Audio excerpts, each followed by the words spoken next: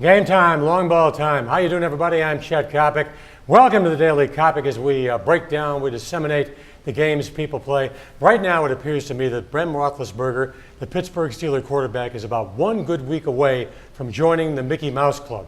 Have you noticed National Football League Commissioner Roger Goodell? He is doing handsprings about the job that Roethlisberger is doing right now while under suspension, rebuilding his image. It's become very, very clear to me that the 6 games given to Ben Roethlisberger by Roger Goodell, that is going to be reduced to 4 games. Now, will there be Pittsburgh Steelers fans who are going to boo Ben Roethlisberger? Yes, of course there will be, until he throws his second touchdown pass.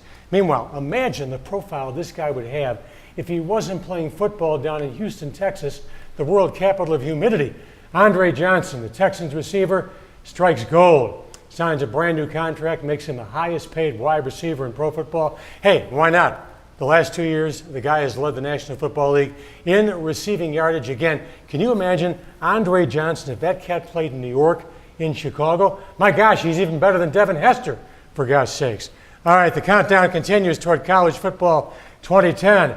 The coach's preseason poll is on the street. Nick Saban in Alabama, #1, followed by Jimmy Tressel in Ohio State. Florida, Texas, Boise State round out the top 5. Va-Tech at 6. How about TCU off the great year last year, turning up at 7.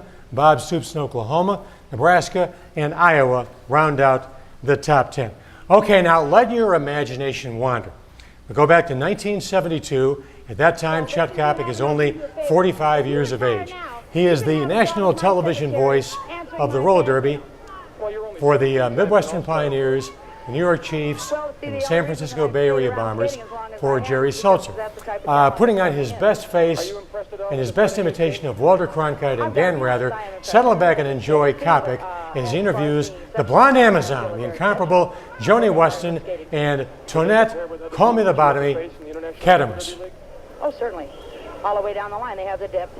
They have the ability in the jamming department. They have good blockers. They have just about, the same. Best of all, honey, we have me on the team, and that's all we need, really. All you've got on your team is rookies, and you, Grandma Joni Weston. Well, you must consider this quite a privilege tomorrow night to skate against Joni Weston. You got to admit, that is real funk. I mean, that is really nasty. If that doesn't qualify for 60 minutes, I don't know what does. All right, no Chester Cheese movie today. We're going to talk about a very dark film released back, I believe, in 1987. Mickey Rourke, Robert De Niro, and Angel Heart.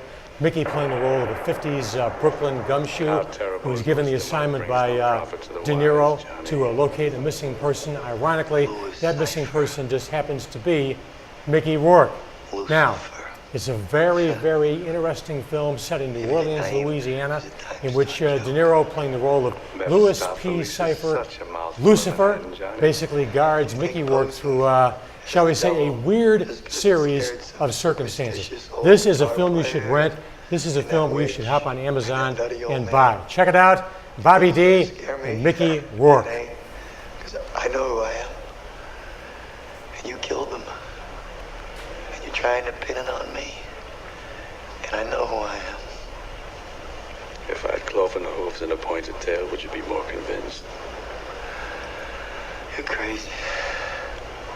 I know who I am. You're trying to frame me. Of course, we put in these Spanish subtitles for the benefit of our large Hispanic audience. Do you realize the Big Daddy, the Diesel, is going to be playing for his 6th NBA ball club? You can look it up. Shaquille O'Neal, of course, joining Doc Rivers and the Boston Celtics, along with Paul Pierce, Kevin Garnett, Ray Allen. There's a side of me that really doesn't like this deal, but I can find a hook, a couple of hooks, really, which give it something of an upside. Number 1, Boston is strictly a half-court team, so Rajon Rondo is not going to outrun Shaq on every possession. Number 2, Shaq will give Boston a big body in the lane, playing limited minutes. Also, he's very effective against a guy in the East who dominates, that being Dwight Howard with the Orlando Magic. The big question, ego. How is the Diesel going to respond to a very limited role? All right, time for questions with good old Uncle Chet here on All-Star Golf. And don't forget, fat guys shouldn't be dancing at halftime. Mary DeGroot writes, Dear Chet, your take on Ozzie and his comments about Asian ball players getting better treatment than Latins. How do I think the White Sox treated Ozzie? Number 1, I think Ozzie brought up some valid points about the treatment that Asians are given. I think it's preferential when it comes to comparable treatment with Latin ball players. But I really believe that Ozzie is going back to a time about 20 years ago when he was a young ball player with the Chicago White Sox, and there were significantly fewer Latin ball players, and there really wasn't that chain of command in the clubhouse or that feeling of connection.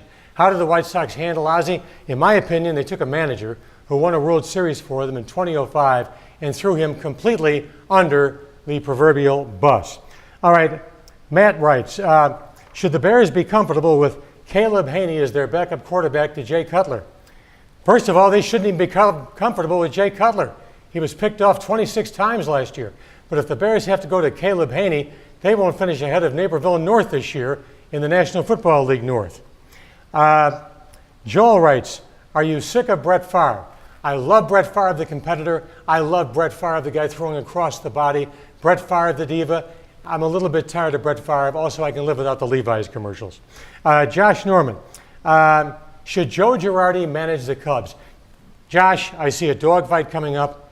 Both the Yankees and the Cubs are going to go after Joe Girardi. The Bombers will want to retain Girardi. The Cubs realize he'll be box office magic, television magic, and also managerial magic. Don't be surprised if Joe Girardi, the Joe Girardi, becomes the highest paid manager in Major League Baseball. And finally, vocalist Johnny Vaughn writes, Ozzie, do I have faith in Ozzie utilizing Bobby Jenks? I have lost all faith in Bobby Jenks in the big game environment. Jenks is thinking and not pitching right now. His fastball is not active. It's time for the White Sox to go to closer by committee. Finally, hey, let's wrap up the week on a positive note right here on All-Star Golf, right here on the Daily Coppock. Who doesn't remember the incomparable safety dance? Who the hell knows what the safety dance is for that reason? Do you remember Men Without Hats? Who wasn't? Hey, I know Vivian Bush was boogieing large to this song back about 1983, back about 1984.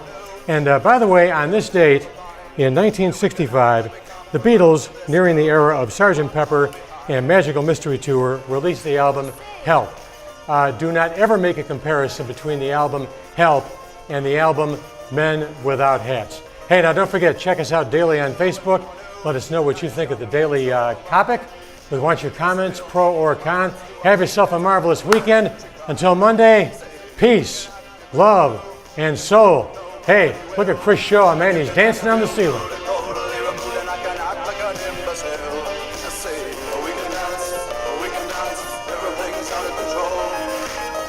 can dance, we're doing it.